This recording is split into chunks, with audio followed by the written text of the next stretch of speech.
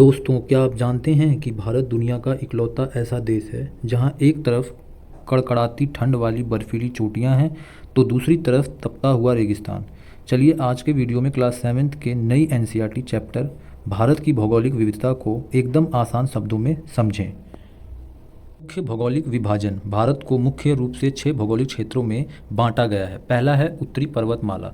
उत्तरी पर्वतमाला द हिमालयाज, बर्फ़ से ढकी ऊंची चोटियां। मुख्य उदाहरण हिमालय पर्वत है। दूसरा उत्तरी मैदान। उत्तरी मैदान बेहद उपजाऊ ज़मीन, खेती के लिए बेस्ट। मुख्य उदाहरण जो है वो गंगा, यमुना और ब्रह्मपुत्र का मैदान है। तीसरा भारतीय मरुस्थल। भारतीय मरुस्थल यानी इंडियन डेजर्ट, रेतीला और शुष्क इलाका। मुख्य उदाहरण वस्तान, थार का रेगिस्तान। चौथा है प्रायद्वीपीय पठार। प्रायद्वीपीय पठार पेनिसुलर प्लेटू, खनिजों से भरपूर पुरानी चट्टानें। मुख्य उदाहरण स्थान दक्कन का पठार। पांचवा है तटीय मैदान। तटीय मैदान कोस्टल प्लेन्स, समुद्र के किनारे के मैदानी भाग। मुख्य उदाहरण स्थानीय पूर्वी और पश्चिमी तटीय मैदान। छठा है द्वीपीय समूह यानी लक्षद्वीप, समुद्र के बीच स्थित जमीनी हिस्से, अंडमान निकोबार आइलैंड। हिमालय भारत का रक्षक, अर्थ हिम प्लस आलय, बर्फ का घर। महत्व यह उत्तर से आने वाली ठंडी हवाओं को रोकता है और मानसून की हवाओं को रोककर भारत में बारिश करवाता है। 3 मुख्य समानांतर श्रेणियाँ।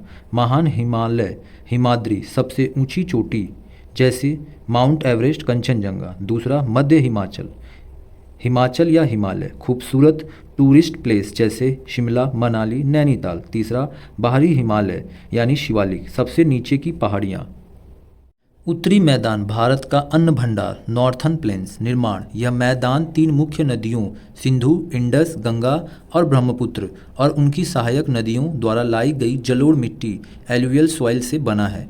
इसकी खासियत यह मिट्टी बहुत उपजाऊ होती है, इसलिए यहाँ खेती सबसे ज़्यादा होती है। समतल जमीन होने के कारण यहाँ भारत की सबसे ज़्यादा जनसंख्या रहती है, जैसा आप इस चित्र के माध्यम से समझ पा रहे होंगे।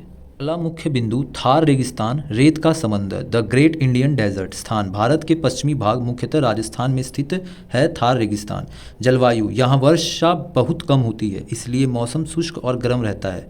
वनस्पति यहाँ कटीली झाड़ियाँ और कैक्टस पाए जाते हैं। यहाँ का मुख्य पशु ऊँट है, जिसे रेगिस्तान का जहाज भी कहते हैं। अगला मुख्य बिंदु प्रायद्वीपीय पठार और तटीय मैदान है।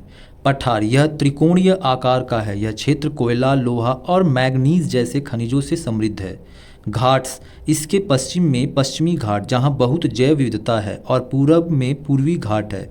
तटीय मैदान समुद्र से सटे होने के कारण यहाँ का मौसम न ज़्यादा गर्म होता है न ज़्यादा ठंडा। यहाँ नारियल और चावल की खेती खूब होती है, जैसे हमारे साउथ के क्षेत्र, जैसा आप इस चित्र में देख पा रहे होंगे।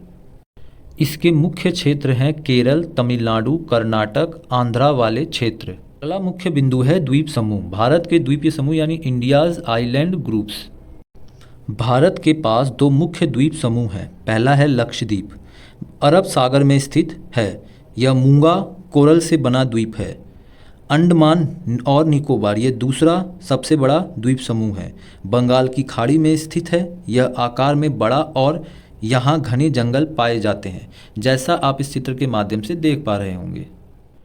इस पाठ का कुछ महत्वपूर्ण बातें। अनेकता में एकता, भारत की भौगोलिक विविधता। अनेकता में एकता, भारत की इन भौगोलिक विविधता के कारण ही यहाँ अलग अलग तरह के खान पान, पहनावा और संस्कृतियाँ पाई जाती हैं। इससे रिलेटेड एक क्वेश्चन, एग्जाम ओरिएंटल सवाल जो कि है, भारत का सबसे पुराना भूभाग कौन सा है? तो इसका उत्तर है प्रायद्वीपीय पठार, जैसा कि आप इसमें देख पा रहे होंगे चित्र के माध्यम से। तो दोस्तों, ये थे भारत की भौगोलिक विविधता के सबसे आसान नोट्स। अगर आपको ये वीडियो मददगार लगी हो तो चैनल को सब्सक्राइब करें, वीडियो को लाइक करें और अपने दोस्तों के साथ शेयर करना ना भूलें। मिलते हैं अगले चैप्टर में।